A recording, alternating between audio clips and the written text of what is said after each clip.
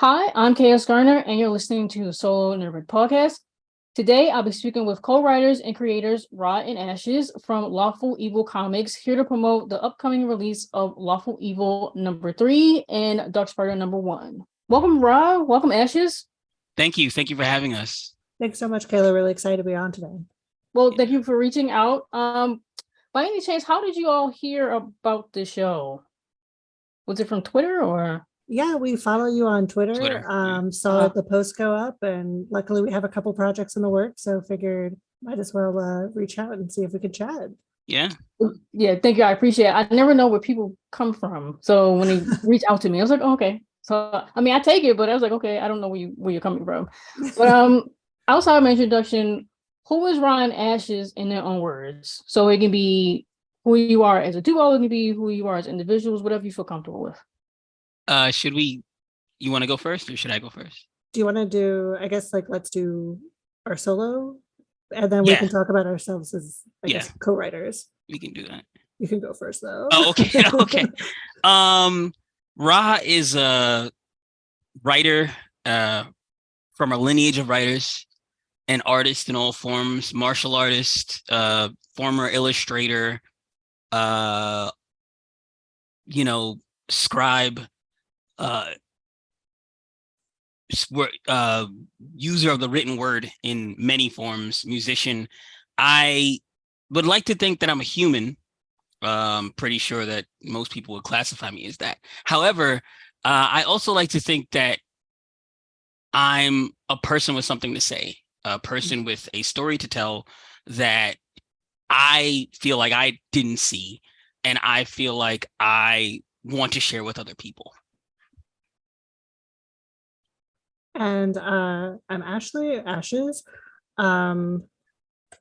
corpo slave by day, corpo marketer by day, writer by night. I've always had a lot of passion for writing, the written word, literature, music, all of that, and being able to write comics and doing some creative writing just on the side is always just kept me going. It's been such a passion, and obviously a larger project these days since we've been working together for quite some time actually now. Yeah, 2012, right? Yeah, we officially got together. So yeah, that's who I am, and just definitely want to write stories that people aren't telling. We don't see a lot of original content anymore. Everything is a reboot and a remaster, and I want to see stories where people look like us and people talk like us and people have our experience and background. And I think that's kind of missing right now, especially in larger corporation comics or the big two. Yeah. Yeah, that's me. And I guess just to talk a little bit about how we got together. We've been friends for actually ever. Yeah. We went to college together, and many moons ago. Yeah, many years ago. And we shared a lot of writing classes, and we really dug each other's style. And I think we were joking around one day about writing comics together because Rashawn had actually written a couple comics already. And I was really excited to partner with him about this project that ended up becoming Lawful Evil. Yeah, I when I had brought the idea to Ashley, I was like, this is the best writer that I know personally.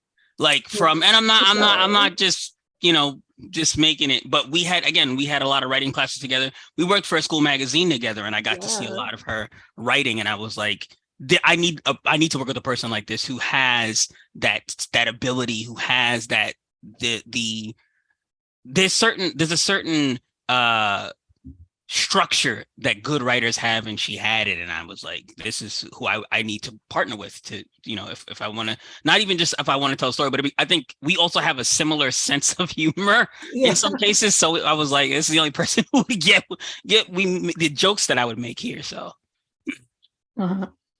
So, what is Lawful Evil and Dark Spider about, and what should readers expect in Lawful Evil's issue #3 that's coming out? So, I guess the follow-up, obviously from #1, right? But what should they expect? I guess if you could, I guess without spoilers, say, okay, this is what Lawful Evil is about. This is what happened in issue 2, and this is what we should expect in issue 3. Yeah. I can take this, I guess. You could take it, yeah. Lawful Evil in so many words is a super powered odd couple that is on essentially a very sexy revenge soaked descent into villainy. There's a lot of elements, there's a lot of themes that go into it, but I think that would encapsulate it the best. I think to just issue 1 is the beginning of that. There's a very human element of betrayal in the first issue.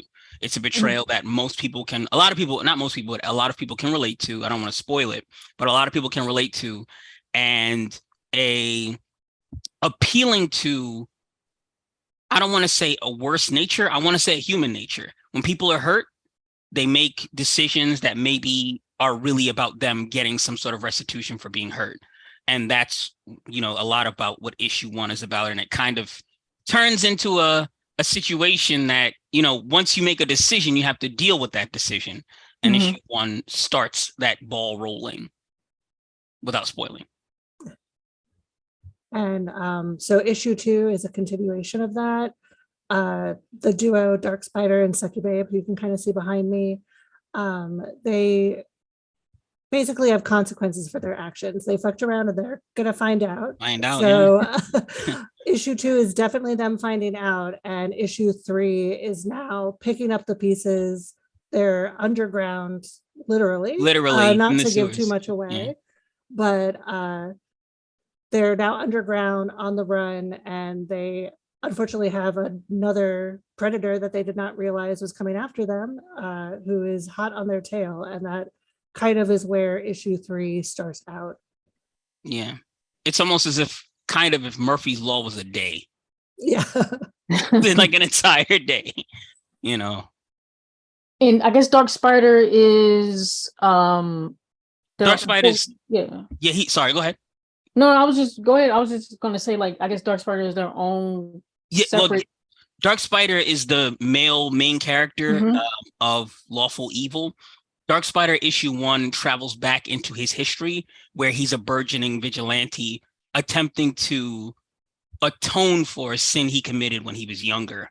Not to give too much away, but he was trained in a very specific way to do very specific things to people who other people would consider bad. And some of the things he's done, he regrets. So he's now trying to protect and help people as opposed to punish people. And as a result of what he's done when he was younger, his past is slowly catching up to him in very violent, very sudden ways. So that's what the issue 1 is basically coming to.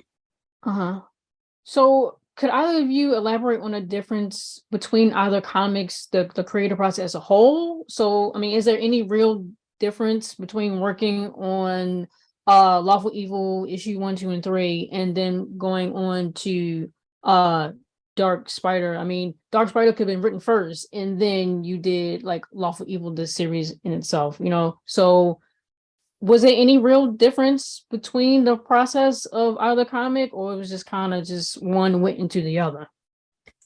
Slight difference. So for Lawful Evil, we're definitely the co-writing team.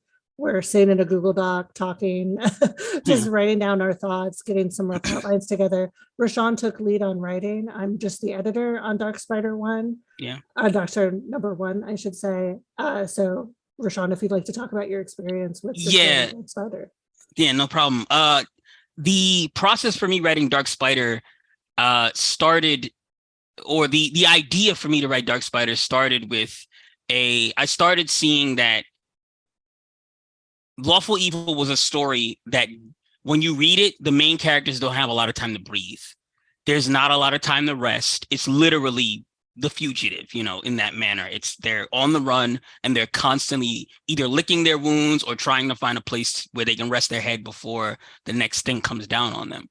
So I thought about writing a story where we got to see a little bit more of the backstory for at least one of the characters, and excuse me, how they operated before all of these things changed their lives, and before these decisions were made by them that changed their lives. And so the process for me writing Dark Spider, I did a lot of reading of old of comic books that I liked, just to I wanted to invoke a feeling.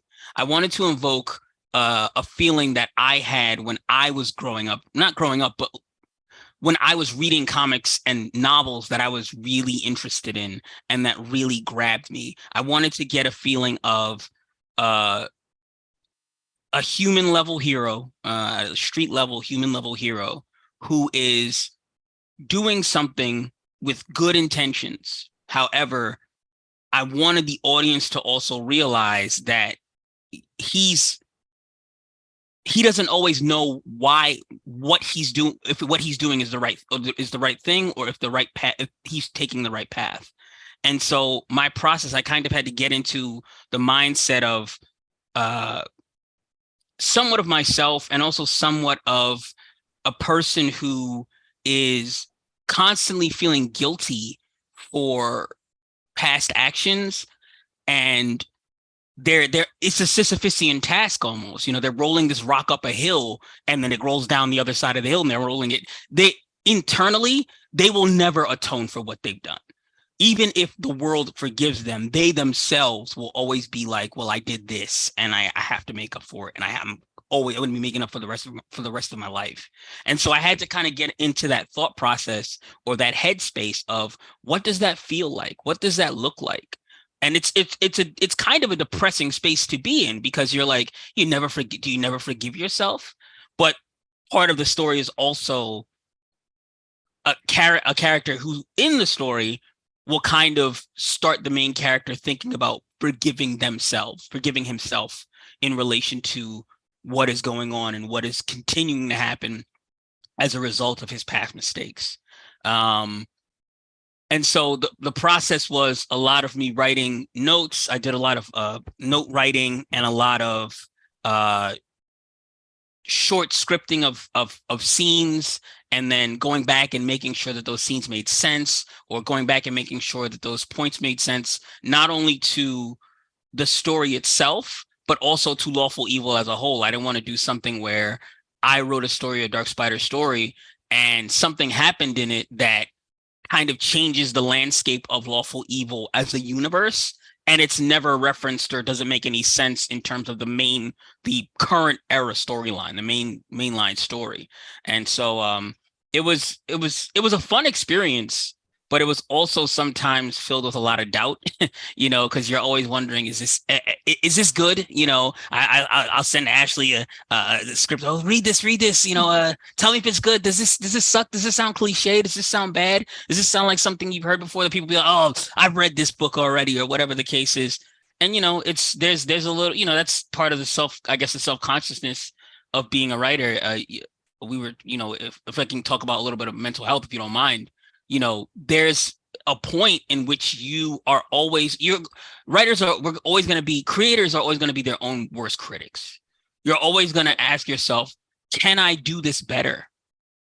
Especially if you're a fan of creators who are so prolific and have won awards and done all these other things. Those are your entry points to creating, your passion to creating what you create. And so at some point you're trying to live up to their legacy. And then at other points, you're just trying to figure out, does anybody care about this? Am I telling a story that anybody is going to care about besides me and the few people that I know? And so, which is another reason why I'm so thankful to have Ashley as a friend and a partner, is because there's things that writers look for in other writers. When you've been a writer, I've also been a reviewer, a critic of comics and novels. And when you hand things to your friends and family, they'll be like, oh, this is good, this is nice. But they can't really tell you exactly what's good or nice about it. They know what they enjoy because they enjoy it for entertainment, whether it be novels or movies or comics. But sometimes you need a writer, you need somebody who has the same passion as you, or who's in the same space as you, to look at this and say, this is what's good about this. These are the things that you should think about changing.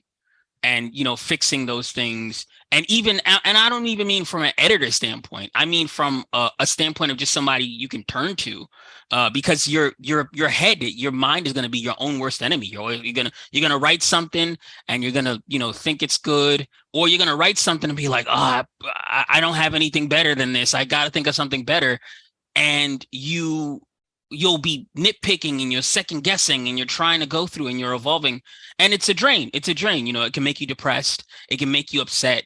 It can make you angry because you're like, why am I not getting better? Or why am I not doing this? Or why this is not popping? Or why is this not working or flowing the way I want it to? It's a struggle. And so part of that Dark Spider writing the Dark Spider comic was a lesson in being okay with all of that stuff, being okay with that stuff's going to happen. I'm going to sit here and I'm going to write and I'm going to be like, oh man, I could have done better. Or Ashley, tell me if this is good. Like, cause I don't know if it is. We second guess our own thought process sometimes when it's weird. Cause when what we think is bad, it's bad. But when what we think is good, we're like, oh no, that can't be good. There's no way. Like, there's no way. Somebody else, I'm hyping myself up, so I gotta ask somebody else to tell me if it's good or not. Because am I in my own head? Am I, believing my own hype or something like that? And so it's tough. It's hard. It's a constant battle. And as a writer, you constantly delve into those spaces inside your own kind of deep waters. And you have to confront them every time you decide you're going to put pen to paper, fingers to keyboard. And I feel like it also sometimes hopefully goes onto the page, not the, sadness or anything like that, but the care, the love, the care that we want this to be good for the people who read it. We want people who read this to enjoy this, to get something from it, to connect with it ultimately, right? We're having a human, right? As writers, our minds are creating a human experience. We want to share that with people. We just want to share it with people, So that was kind of my process. That was kind of a part and parcel of my process of me going through this, writing the Dark Spider script and trying to make sure that I was, it was, something that wasn't completely terrible. Yeah. Yeah, and Ash, I'm gonna just jump in here really fast. As a writer myself, I pretty much agree with everything that you said about, the self-doubt and insecurity and is this stuff good or not. And people will tell me like to my face that it's good. I'm like, can you like write a review, or can you tell me more often that the stuff is good so I know? Right. It's encouraging to continue to write. But I also think a lot of that comes from always being in it, always having the document open and always writing and not coming up for air sometimes. Like I remember I'll be writing notes at work. I used to, my first book I wrote on sticky notes when I was at work. That's how I was writing it. And then coming home and pulling another 6 hours with writing. So you're not coming up for air anyway. You're kind of living in that world. Yeah. And it makes sense to you in your head, but it's difficult to translate it to the page because you're constantly in your head in a way. I think you kind of have to walk away from it for a little bit, and maybe a couple of days, maybe a couple of weeks even. I mean, unless you're facing a deadline. But even with deadlines, if you can get ahead of it early enough, you may be able to move. Don't wait till the last second, but you may be able to move if you communicate with whoever impose that deadline. If you impose that deadline, just have to give yourself some breathing room, allow yourself some grace, and just come up from the page a little bit because you're obsessive with it. And that's why I think a lot of the self-doubt and the anxiety comes from, is just trying to control something that you can't control. So it's not giving up the control that's the problem. It's the effect that I guess your writing will have, or what you will have, if you give it up, and you can't control that. You can't control what happens after you make a decision. So it's not that it's making the decision that's the problem, it's what happens afterwards. Right. So that was just my 2 cents that I just thought of, and I wanted to say and speak to those who are listening. So No, I feel that. It's really hard. I know imposter syndrome is like so real. It's, Yep. you can have so many people tell you you're doing great. You can have so many people showing up for you, and you can still really tear yourself down. I know in my process, at least, that's a big part of my challenges when it comes to creating. And I have Rashawn to, help me out, keep me grounded. I work all day as a writer for the corpo side of things, and then I try to go home and enjoy my personal writing and my personal projects. And it's hard to shift, and it's hard to want to keep pushing because you're just so drained and you can be really put down at work. And having your writing critiqued in a corporate setting, and then like, well, I guess I can't do anything, and I just don't know about this comic, and I don't know about anything. For Rob will hear that all the time. I'll be messaging him where I'm just like, I don't know about anything anymore. Just I need to think. It's hard out there, and you guys are both super poignant about the challenges of creating and just being a creative in general. So yeah, it's my 2 cents. No, I was gonna say just in relation to that, that's understandable for writers out there. If your passion, just a PSA, I guess, if your passion is creating, or you're a writer, try to remember that your day job, I work in finance for my day job, but your day job, if it's funding your passion, that's your finish line. Remember that that's what you're doing it for. Make sure that's in front of you, because like I said, you can get drained, especially if you work in a writing space. You probably come home and you don't want to, you probably don't, I don't even want to touch a keyboard because I do this all day and I'm tired of it. But sometimes you have to remind yourself, or get people around you to remind you, hey, this is what we're doing it for. You love this thing. So, you won't always be able to push through, but don't lose your love. Don't lose your love of this. Don't let them take that away from you. So I know you both mentioned craving more originality in comics and just in art and media in general. So how did you incorporate your influences of other media, like other comics, movies, books, what have you, other people's writings, what have you, into Lawful Evil and Dark Spider, but still remain original in a way? Like, this is your work, and your influence is in here, and people may be able to see it and whatnot, but this is still your work. So how were you able to establish that in Lawful Evil and Dark Spider? It's a great question. All right, you want me to go? Do you want to take it first? Yeah, I can. So for Lawful Evil, a little bit, not to spoil, but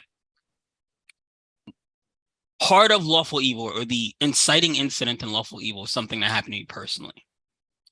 And so as a result, I thought about, I always loved comic books. I've always loved comic books regardless to the genre. I'm a big superhero fan, but I'll read almost anything basically. And I always thought about, we get to see a lot of Batman, right? Mm-hmm. But when we see Bruce Wayne, he's kind of just an attaché to Batman. It's like he's doing something so that Batman can do something else, right? We see that a lot with characters like that. Or, Spider-Man, Peter Parker's life is drastically affected, whether he wants it to be or not, by him being Spider-Man, right? And yeah, people have these, when you're in your human life or your civilian life, when the characters in their civilian lives, they're in their civilian lives, and they're prone to and susceptible to all these things. But when they're in their costumed lives, they kind of seem a little bit more shielded from certain things. So with Lawful Evil, my initial idea was, what happens when that costume can't protect you from things that can hurt you? And I don't mean physical things. You can't punch your way out of everything. You can't punch your way out of betrayal. You can't punch your way out of heartbreak. You can't punch your way out of guilt.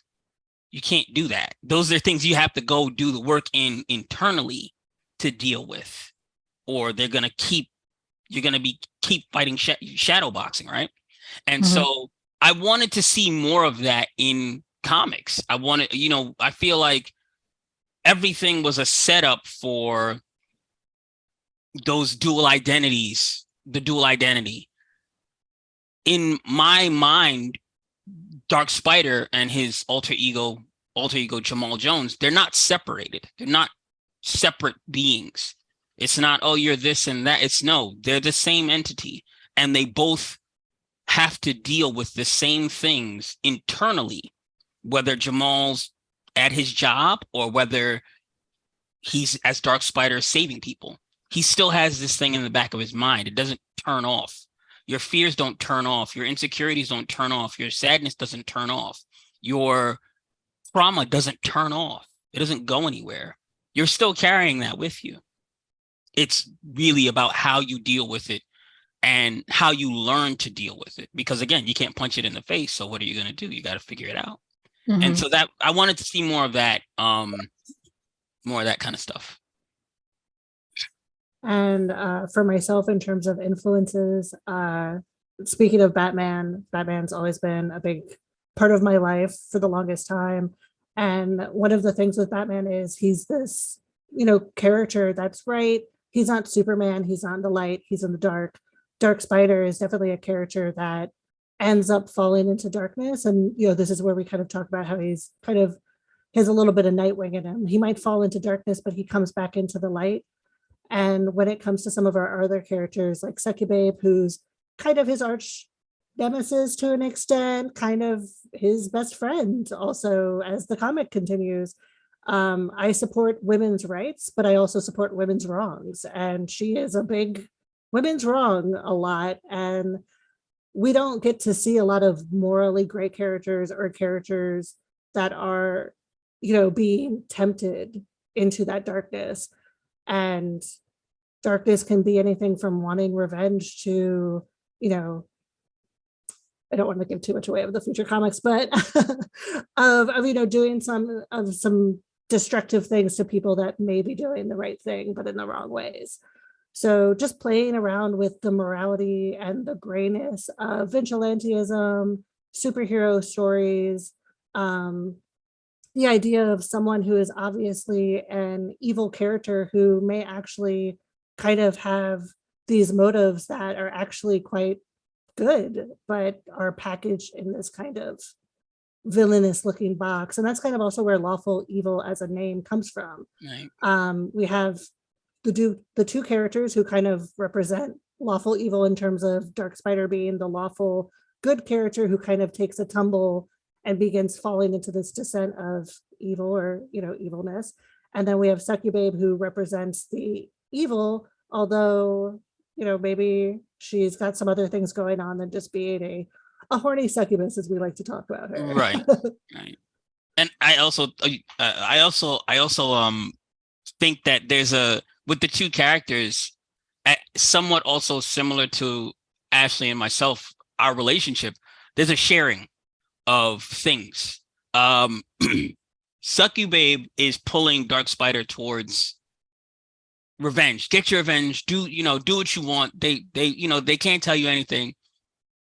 But there's also Dark Spider also has a good heart, and that is some of that maybe pulling, on Succubabe as well. Like, you weren't always this, to quote Gail Simone, who's one of our, I don't know if it's okay to name drop here, but she that's fine. I don't think she follows us on Twitter.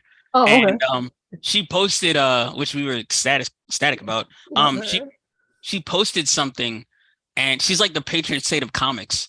She said, awful people were not always awful. And I thought that was so poignant because, that's the thing. And if you think Succubabe's character, as you see her, more of her story expanding, you'll learn it's kind of awful people were not always awful. There was some inciting incident. The same way with Dark Spider, there was an inciting incident to bring him to the darkness. Succubib had a similar, well, not similar experience or incident, but everybody starts from somewhere. Nobody's born. It's like, oh, you're just a despicable person. You're a horrible person. There's gray. There's a humanness, even in some cases, what people would consider inhumanity or, that kind of thing. We all start with a clean slate, and it's just how we choose to deal with those things. So that's a part of it too. Yeah, I think you two have given a lot of like really great insight and advice in the last like couple of minutes. But is there any other advice that either of you are willing to share and offer to other creators that you wish someone would have told you when you first started? So it can be in writing, it can be editing, it can be collaborating and finding people to collaborate with. It can be trying to juggle, your day job with your passion, or trying to write morally great characters, like someone who wants to try to write what you all are writing, but doesn't know how to go about doing it. Any of those things. Super quick, I guess I would just say, just keep pushing. Like, I think a lot of people, when they're getting, hyped up from their friends or their families or loved ones, or at least in my example, I'm going to use myself as an example, I'll push that away because I'll be like, oh, you guys like me. You're just going to like support me. You should just take that to heart and see that there are people around you and just try, to quote one of my favorite authors, Charles Bukowski, don't try, do. Just do it. Like, we didn't know, we've been working on this comic for, a really long time, 2014, 2012. I think we got the first sketches 2014. Issue 1 definitely represents us just pushing forward. Our first issue, unfortunately, had a couple artists that we just lost contact with, things like that. No harm, no foul, but we push forward with the comic book because we were like, well, this is the money that we have right now. Let's put it out there. If people respond, let's keep pushing. If people don't respond, we hit the deck, hit the drawing board, as it were, and just keep trying and pivot. And sometimes, overcoming things like losing out on a collaborator, losing out on an artist, like that can really mess up a project. And we've definitely dealt with it and, try to come out stronger, try to come out smarter. We've definitely learned a lot of lessons over the years of creating, and make sure you get them on the contract, give them an NDA, and, just keep pushing. But that's kind of my very Miss America answer, I guess. Rochelle, what do you gotta say? I agree with all those things. We've been through it, from artists vanishing to artists being critically injured, unfortunately. Literally, it seemed at some point where we were wondering about, hey, is the universe trying to stop us from doing this book? Like literally, we had an artist who was he was in a car accident.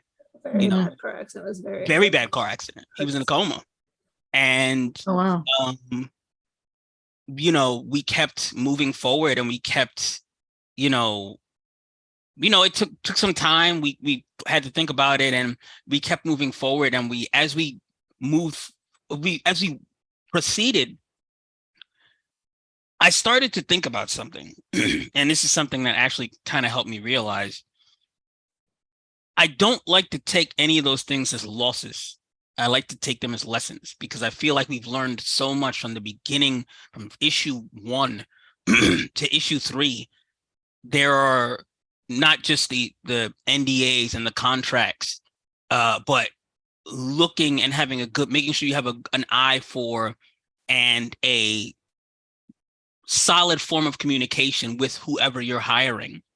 If you're not the illustrator, if you're not the editor, if you're not the letterer, there are people out there who are very good and who do a good job and who will do it in a very timely fashion. And you want to kind of, in your mind, say, how do I, obviously, based on your income or whatever however much you're paying them, but you want to think about how much is that worth to you? How much is that time worth to you? How much is that effort worth to you? Because time's the only resource we have that we can't get back. So you want to figure out, if you want to do this, do it, go full, your open heart all through it. Like Ashley said, if you have people telling you you're good, go with that. Because unless somebody's told you suck, you don't have any other answer. You don't have any other response. It's just you. Everybody else saying, no, this is good. Like, oh, all right, I guess they can't all be lying, right? They can't all be just, making me feel better. So I would say go forward with your passion and your love. Don't lose it.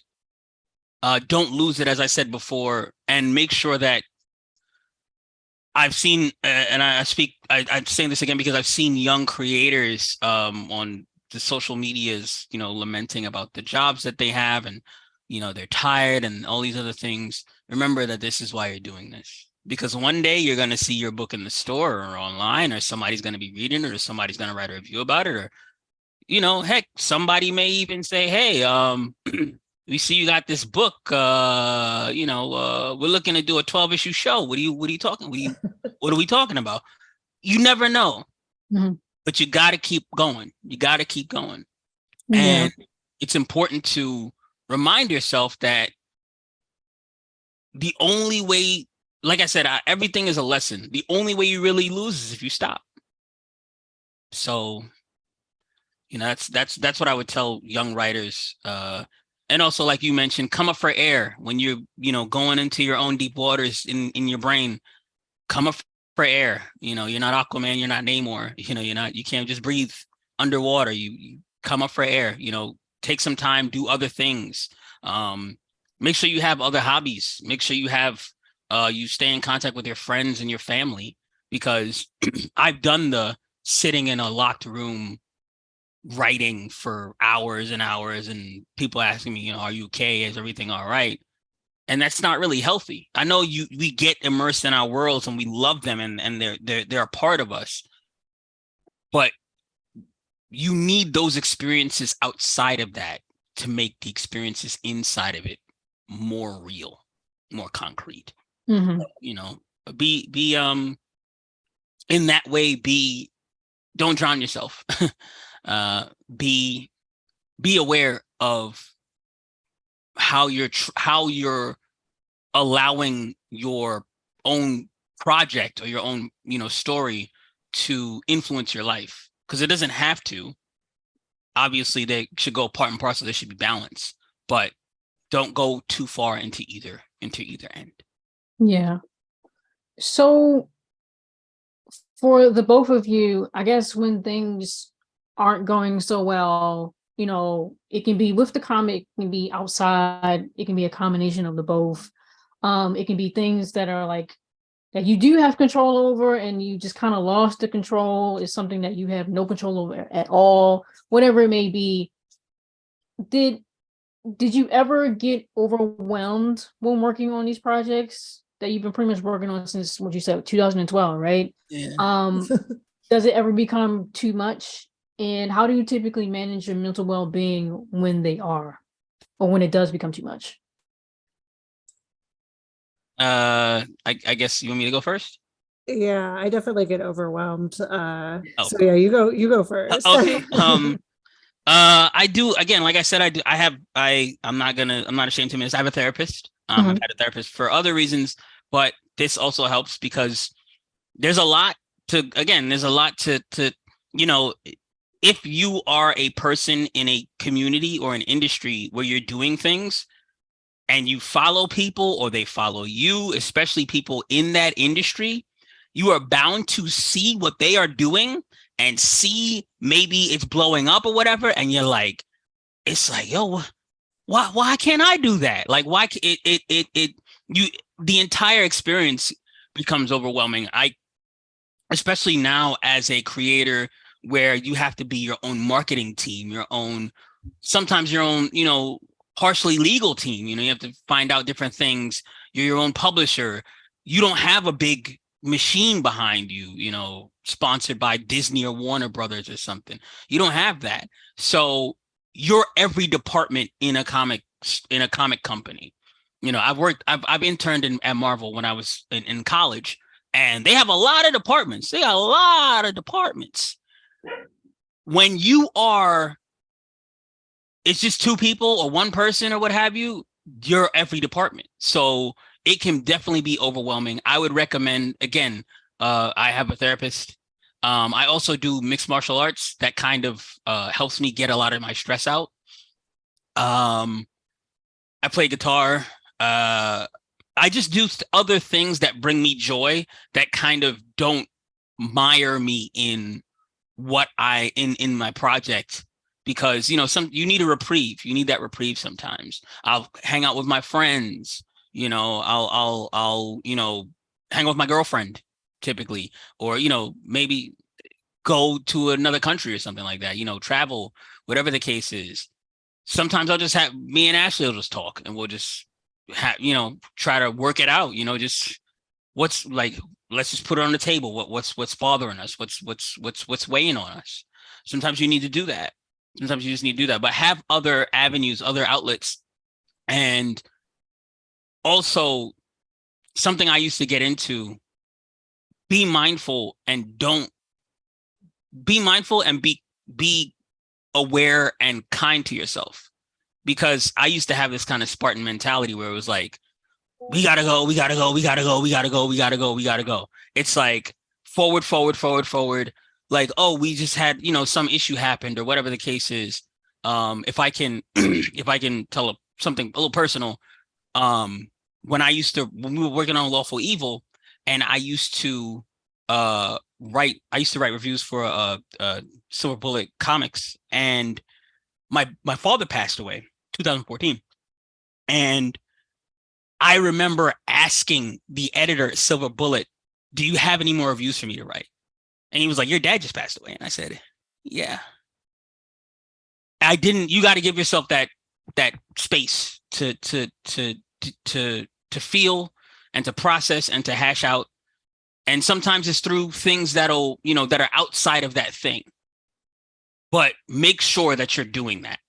Make sure you're not running from it. Make sure you're you're actually processing it. Whatever way you process it. It could take a few days. It could take a few months. However you're doing it, make sure you're doing it in a healthy way. But that be aware. Check in with yourself. Say, like, what am I feeling right now? Like, this is heavy. Something's wrong. I don't feel good about this. And we've had times where it's like, man, like, I don't know if I feel good about how this is going, or I don't know if I feel good about, what we're experiencing, or these kinds of things, whatever it may be. You have to be honest with yourself about that.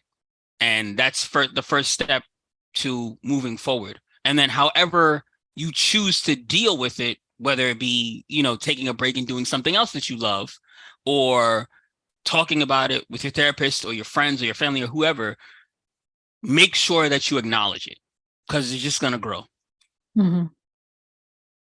And just to quickly jump in, Rashawn really hit on all the points. It's really about giving yourself space, really understanding yourself and listening, to your own mental health.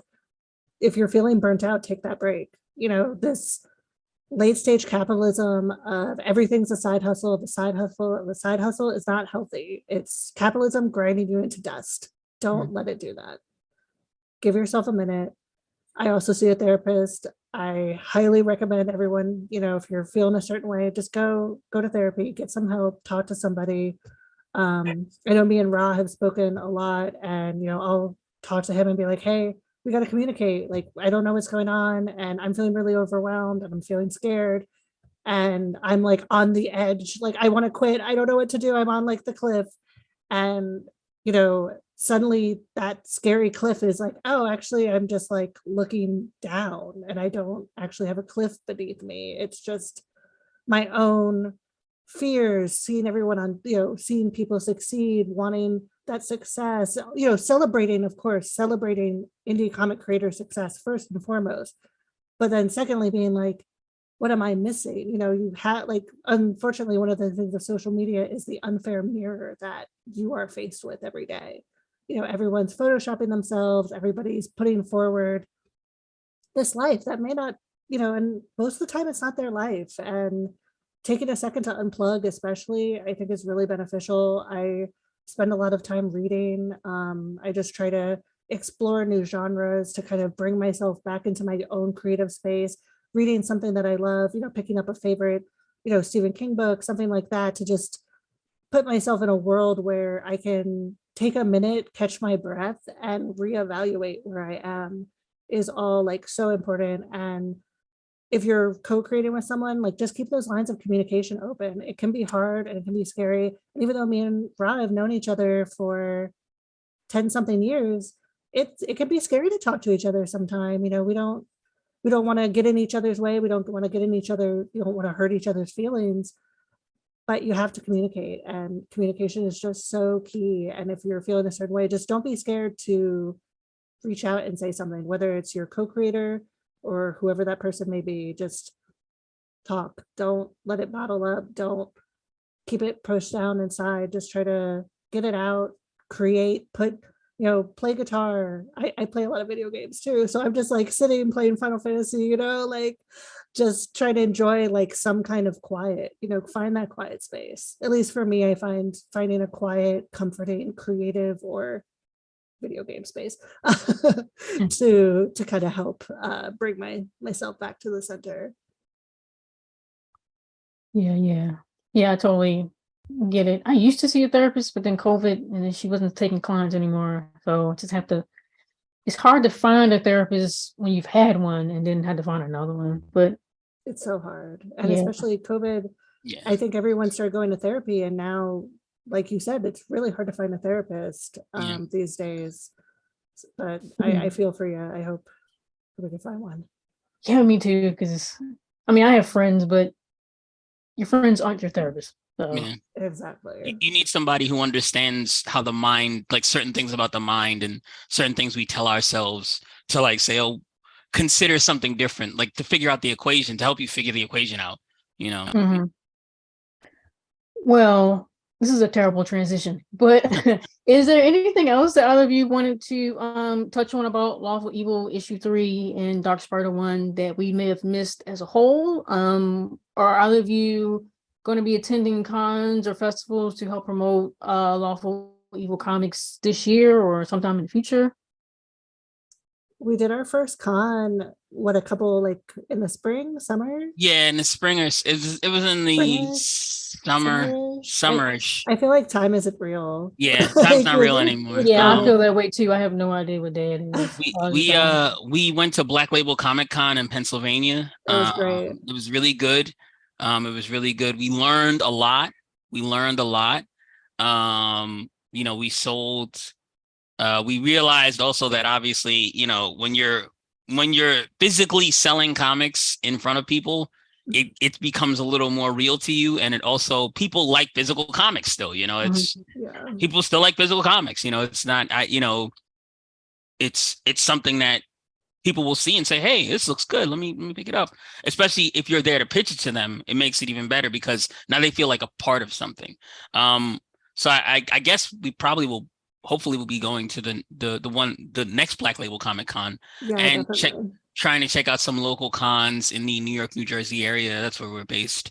And maybe hopefully some later down the line, or later this year, some, other spaces, with other state cons that might be, worth it, or I don't want to say worth it, but might be a good fit for us because our comic is, it's got some mature themes in it. So every convention, a little, it's not on the cover. It's not like we don't have to put any paper over the cover, but some places are, all ages and all ages conventions, or, for certain age, they don't want to be perceived in a certain way, or they don't want to expose younger people to certain things, and that's completely understandable. So, we're looking into also other conventions that are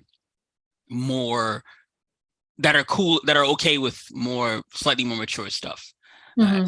So, yeah, I mean, if you don't mind me saying, what I've learned is exhausting everything locally. Like the 1 day stuff, I've been able to make more money than like a full weekend, because you're only there for that 1 day versus it being there all weekend. People are like, oh, I'll come back Sunday, right. stuff like that.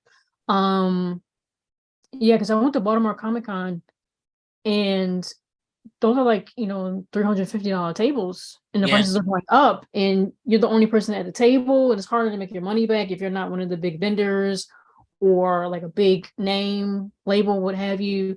I would recommend splitting a table with someone if you could. If someone that you know was going there to split the table, it's easier to make your money back.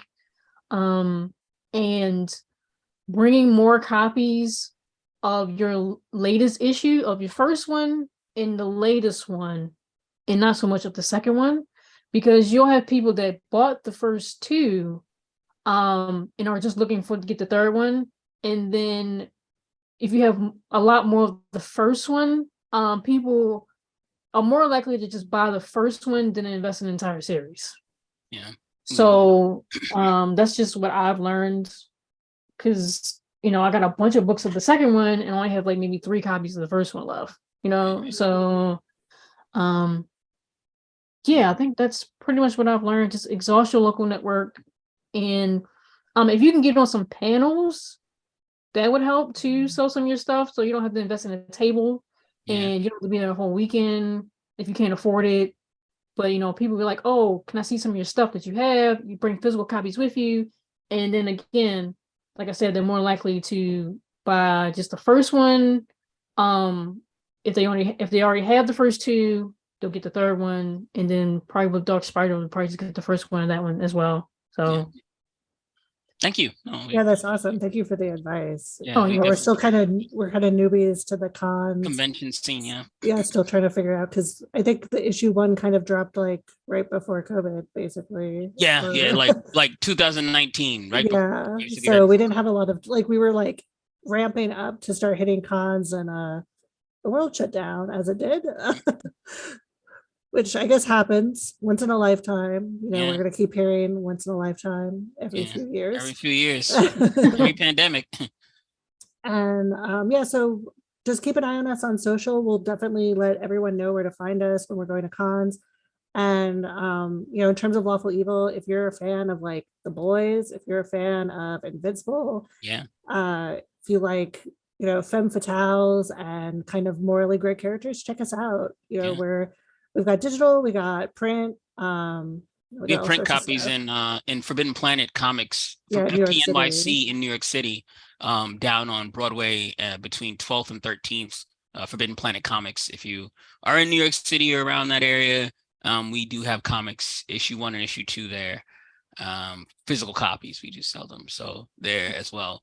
So, incredible store. We love Forbidden Planet. Yeah, we love Forbidden Planet. All right. Well, again, I want to thank the co-writers and creators, Ra and Ashes from Lawful Evil Comics, for joining us here today to promote the upcoming release of Lawful Evil #3 and Dark Spider #1. All of Lawful Evil's socials and website, as they just said, will be listed in this episode's details for those who are interested in learning more about the series Lawful Evil and Dark Spider.